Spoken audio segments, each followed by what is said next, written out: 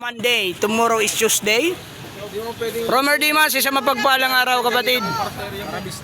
Yan, mamaya nasa area na naman namin ito. So naligaw lang. Naligaw lang. May vlogger pala dito. Yo. Pingalis ka ng bobo. Yo. Sa kalbo, sa mga tao. Kay Kuya Parcel, ang saya. Kuya Parcel, vlog, buksan na natin. Ano ang laman? Tara tuklasin. From box to box, walang kapantay.